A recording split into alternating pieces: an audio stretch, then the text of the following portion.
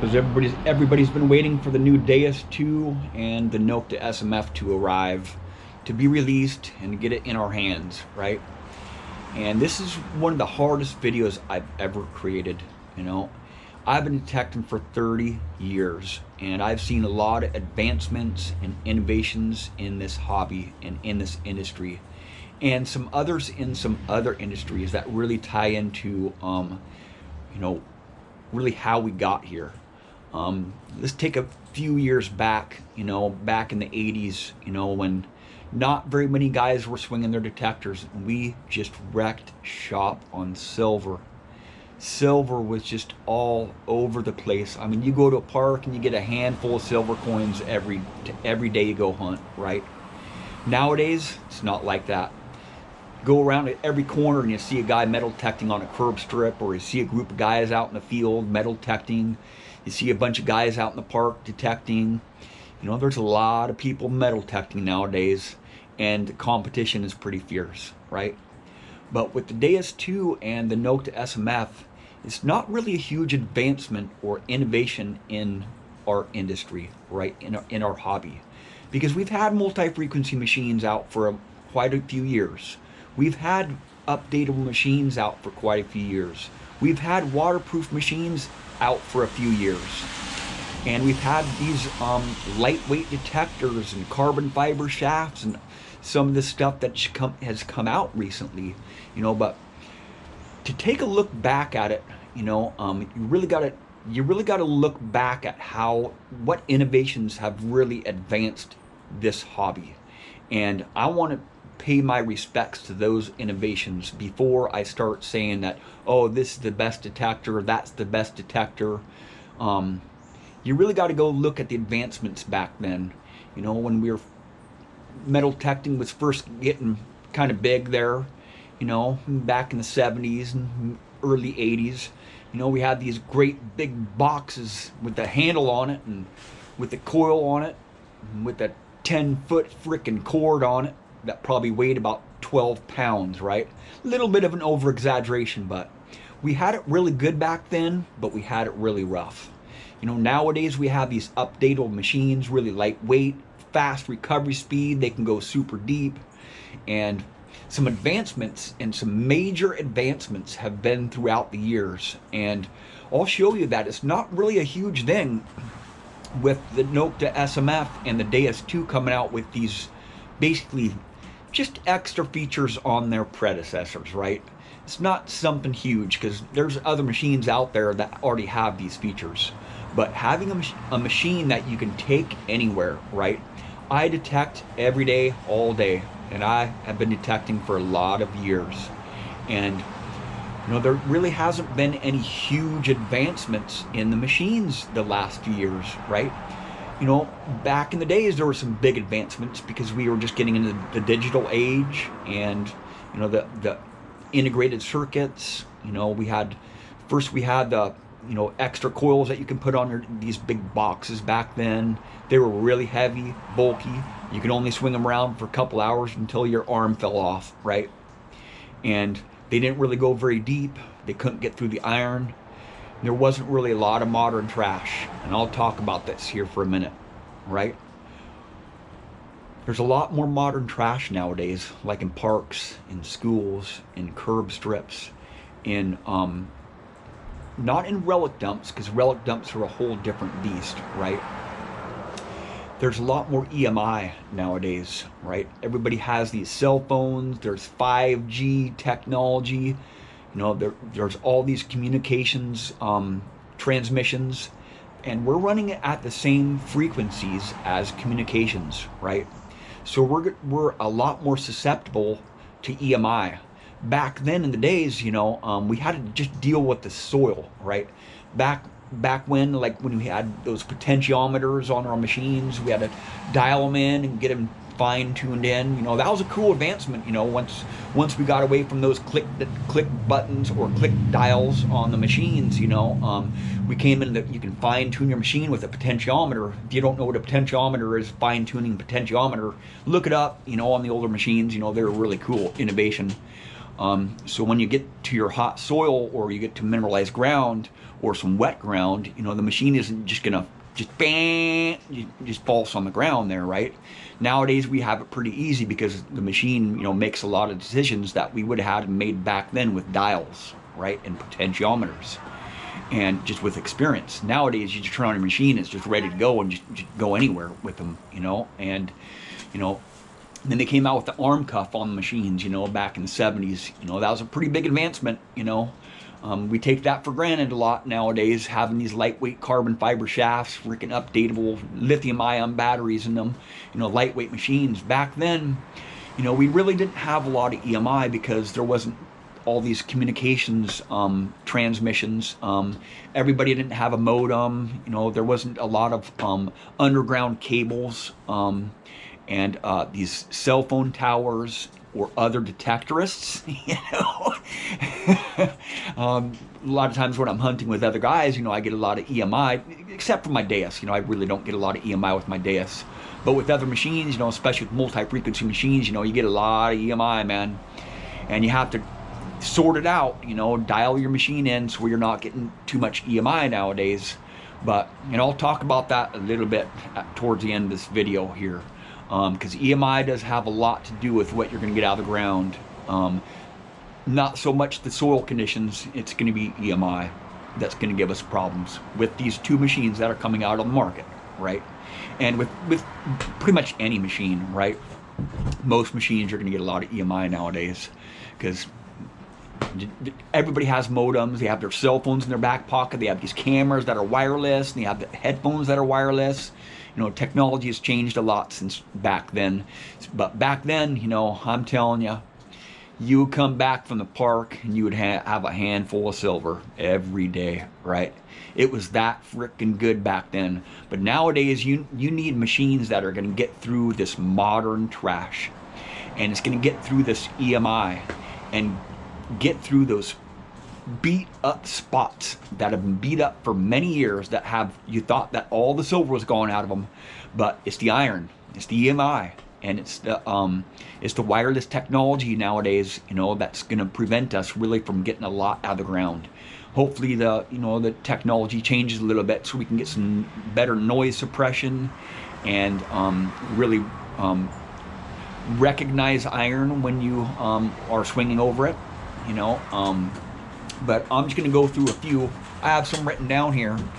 You know, the potentiometers, the arm cuffs, the meters. You know, once one manufacturer got an arm cuff, all the other manufacturers wanted an arm cuff, right? Once they got meters, all of them wanted meters. Once they got potentiometers, they all wanted potentiometers, right? Once they started getting buttons, like in the digital age, you know, once we got away from those potentiometers and the dials on machines, we went to the buttons in the digital age, you know, having digital LCD screens on them, and you know, having multi-tones, you know, on a machine. You know, back then we only had one tone for a target tone, dig me up tone, and another target for an iron tone, right? Nowadays we have all range of tones for different conductive metals in the ground, you know. And then we got away from those big batteries that were in the machines, you know, and this is progressing, you know, throughout the years. You know, you can, once, if your batteries die out when you're out in the field, you know, pop 12 more batteries in your machine, you're ready to go for a couple more hours, right? The battery technology, you know, those machines were really not very good on batteries, you know. You can only go for a few hours, you know, without your arm hurting, and your batteries die on them. And you might have to charge your battery up all night long to get a full charge on it, and then it'll last a couple hours, right? And you know, the technology's come a long way since then, but you know, doubly batteries weren't really cheap back then, you know. So I've spent thousands and thousands and thousands of dollars on doubly batteries on my machines throughout the years. I haven't bought doubly batteries in a long time for my machines, right? They're all rechargeable, and you know, they became more lightweight. They started getting more ergonomic. You know, no big capacitors inside the machines that weigh it down a lot, and they became waterproof. You know, waterproof was a big innovation in machines, and these innovations were a long time ago. And now the Deus is waterproof now. It's been many years since that innovation came into our hobby. And multi-frequency came into play a long time ago too. So it's nothing new, right? I'm looking for something really that we've never thought about, right? I want a detector that is really going to have some big innovations in it, and I don't see that coming very soon. We're just going to basically get well-rounded, all-terrain machines. The machines that are going to come out are going to be more well-rounded and all-round machines. And so I got a little cheat sheet here just to, and updatable machines was a big thing in the 80s or the early 90s. You can update your machines, firmware updates and whatnot.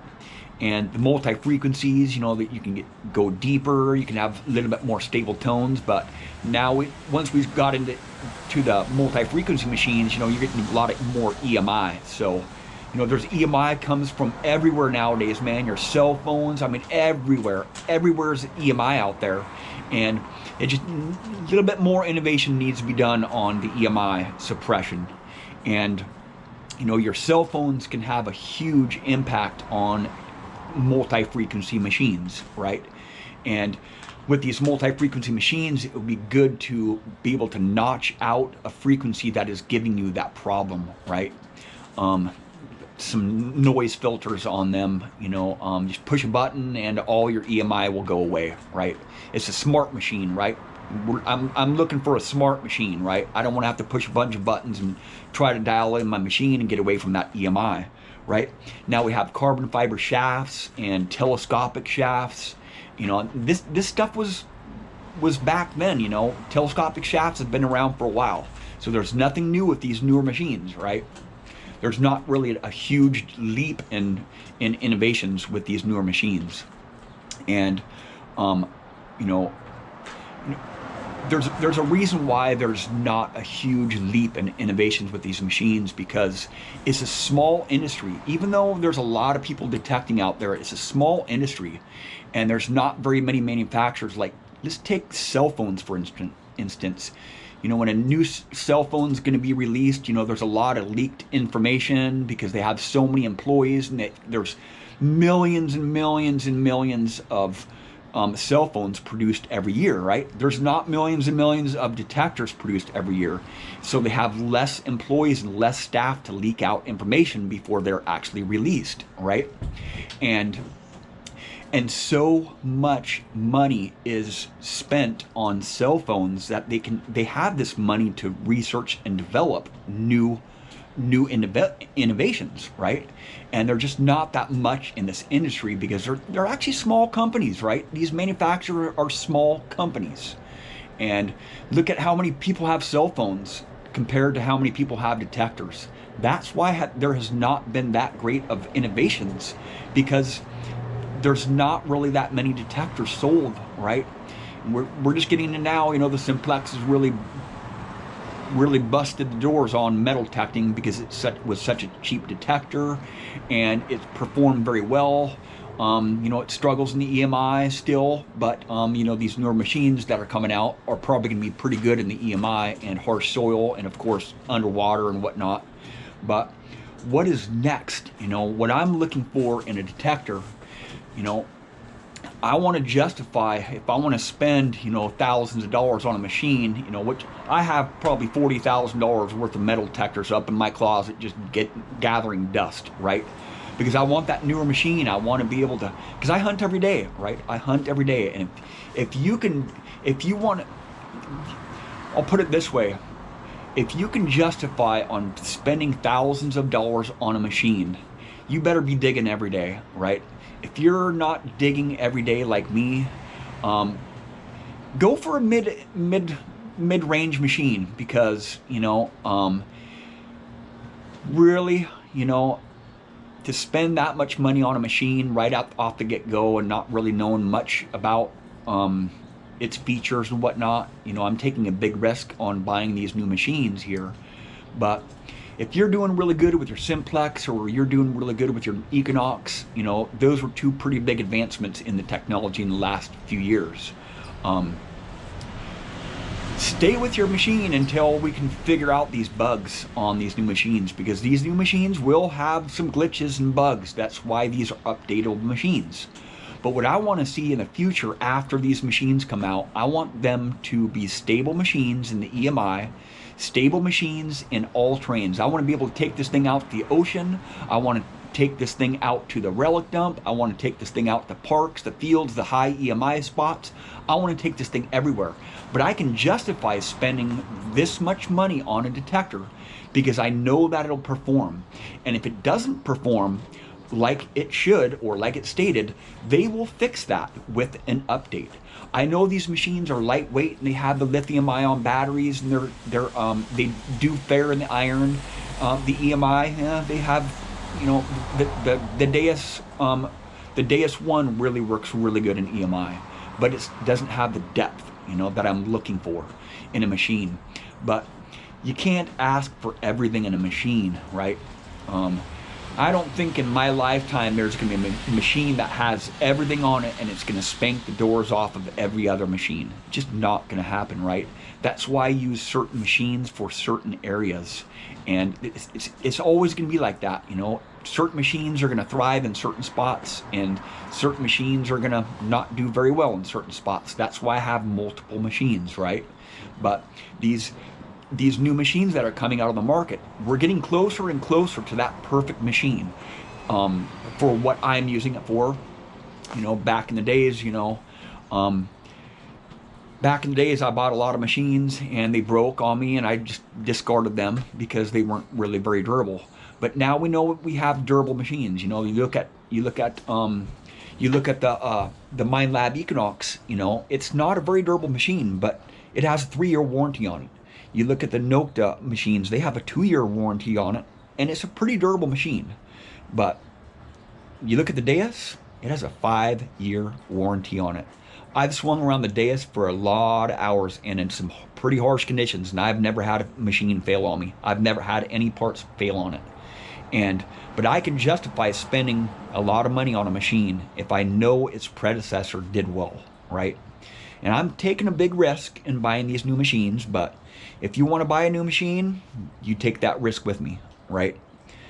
But I will have many videos out with all these machines coming out. Thank you for watching. Please subscribe.